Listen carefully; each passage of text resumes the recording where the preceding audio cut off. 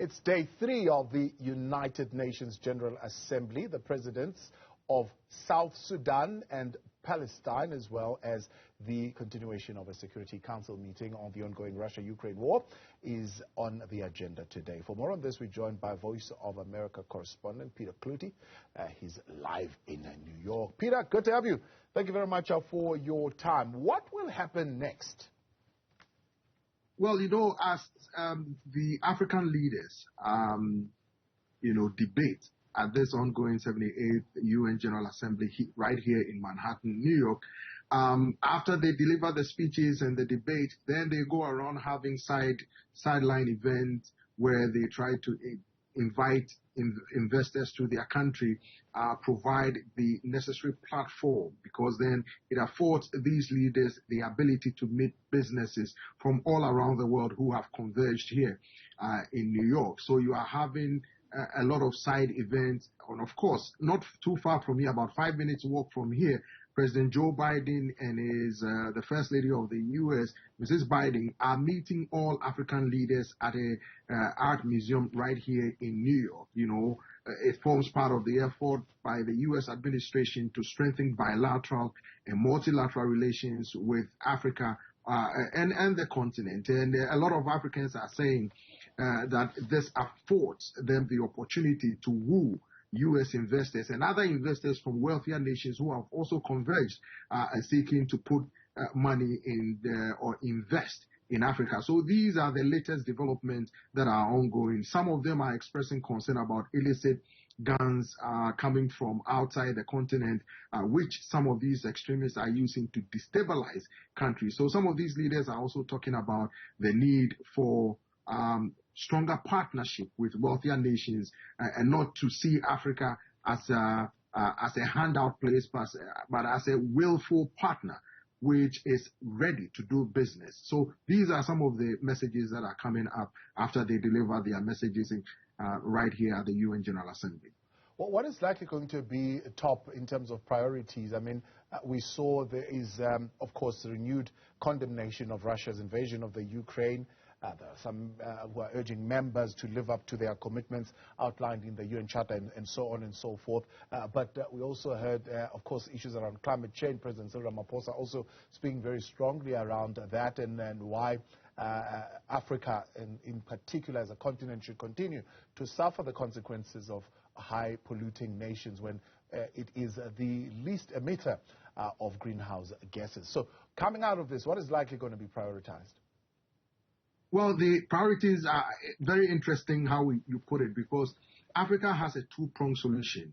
They want wealthier nations to pay more, and they said they are really not impressed with what they described as lip service. They want these wealthier nations who they said have contributed significantly to the exacerbation of the climate crisis that we see now, that they need to put their money where their mouth is, and that they need to show better commitment to help cushion the effect of climate change, because Africa, they say, bear the brunt of the impact of climate change. It remains to be seen if the wealthier nations will do that. Several billions of dollars have been pledged, but Africa wants, practical action. They want the money right now. And, their economies are suffering.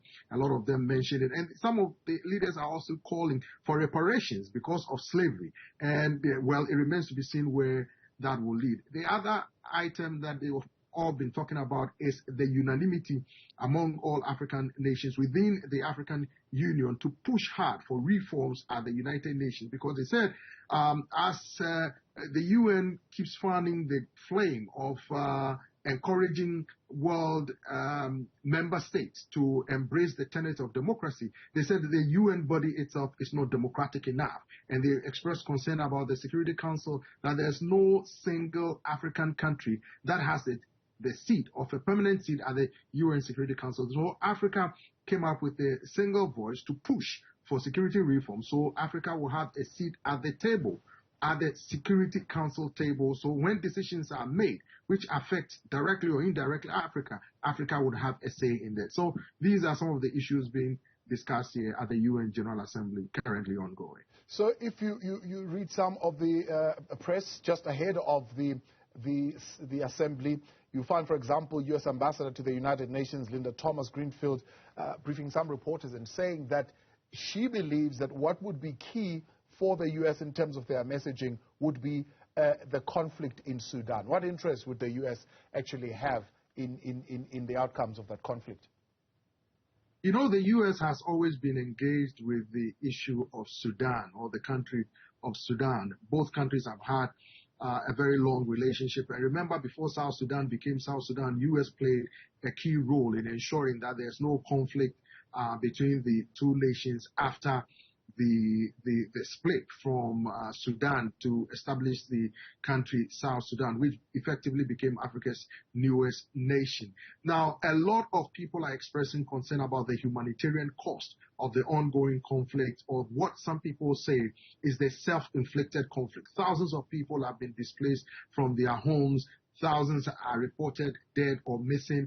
And this is worrying to the international community. So the U.S., as you said, Madam Thomas-Greenfield has been rallying around. She visited Khartoum not too long ago and saw firsthand the devastation. And for the first time, and not so long ago, U.S. Media organizations covered Madam Greenfield's trip to Sudan. And that is why they are calling on the rest of the international community and the African nations to bind together to try to resolve the ongoing conflict in Sudan, because it's having a telling effect, a devastating effect, if you may, on the population and, you know, affecting neighboring countries, including South Sudan. Antonio Guterres clearly pointing to the Sustainable Development Goals. I know you've touched briefly on them. Are they still on course?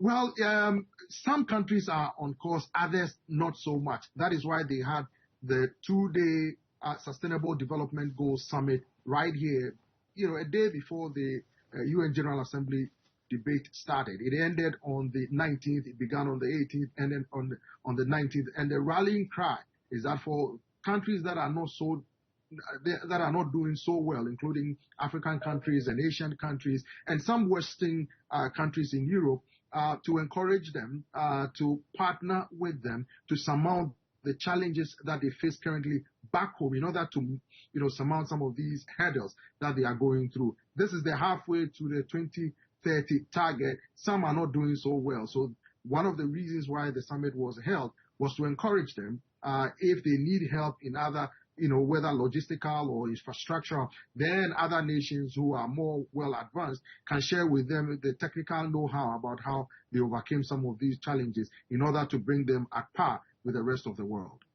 How would you characterize, I suppose, the tone of this assembly, at least in the last 2 days? Others are saying, for example, leaders like Guterres, for example, they've been testing waters on the grain deal and whether Russia would be able to make some concessions. One would say South Africa, maybe even the president of South Africa, wearing his hat as a member of SADC, was testing the waters around sanctions in Zimbabwe. There are others who've been calling for much better neighborly relations and so on and so forth. How would you characterize the tone of this particular assembly? Well, I would say that this has been the normal diplomatic efforts of expressing concern and engaging the international community to resolve global issues, including like the climate change and the ongoing war in Ukraine, the challenges of political instability in some parts of the country, in both Central and West African countries, where, you know, we've had recent coups. So this is a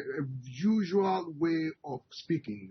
The tone has a little bit, you know, been sharpened, because some of the countries, this is their last time that the heads of state will be present to deliver a speech. So they want their voices to be heard. They want to make a mark at the UN Security Council. But, you know, this appears to be strong partnership to resolve the myriad challenges the world is facing at the moment. And as some analysts tell me, the ongoing conflict in Ukraine is having a telling effect on global supply chains, and everybody is affected, particularly those in Africa. So let's see how things will go, and I think I will give you a better assessment when the debate concludes by the end of the week.